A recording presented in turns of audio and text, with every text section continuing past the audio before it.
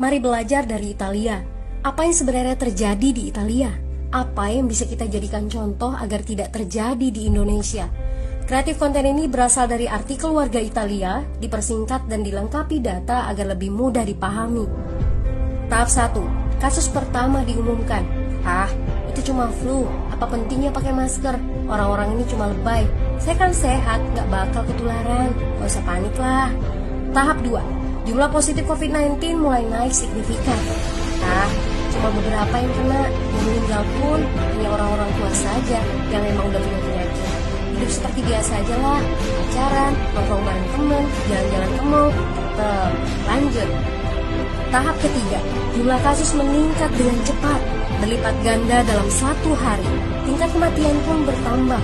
7 Maret, lebih dari 5.000 kasus positif COVID-19. Zona merah diberlakukan di Italia. Wilayah yang dikarantina hampir 25% dari luas Italia. Sekolah dan universitas tutup, tapi tempat kerja, bar, dan restoran masih buka. Sementara itu, 75% wilayah lain masih menganggap enteng COVID-19. Anjuran mencuci tangan ada di mana-mana, tapi sekadar anjuran dan tak banyak yang melakukan. Tahap 4. Jumlah kasus meningkat pesat. Sekolah dan universitas ditutup selama sebulan. Darurat nasional pun diberlakukan. Rumah sakit menambah kapasitas, seluruh kamar dibersihkan untuk memberi ruang bagi pasien COVID-19. Tapi tak ada cukup dokter dan perawat. Ada terlalu banyak kasus pneumonia, terlalu banyak pasien perlu ICU, tapi ruangannya sudah habis, ventilator habis. Pada titik ini seperti kondisi dalam perang, dokter harus memilih siapa yang akan diobati berdasarkan peluang bertahan hidup. Itu berarti pasien lanjut usia dan punya penyakit bawaan seperti hipertensi, diabetes, stroke tidak masuk prioritas karena tidak ada lagi ruang. Sistem layanan kesehatan seketika runtuh. Tahap 5. 9 Maret mencapai lebih dari 9.000 kasus. Seluruh kota Italia lockdown. Orang-orang bisa pergi hanya untuk keperluan darurat dan dalam pengawasan ketat. Semua bisnis masih dibuka karena jika tidak, ekonomi akan runtuh. Itu kebijakan pemerintah.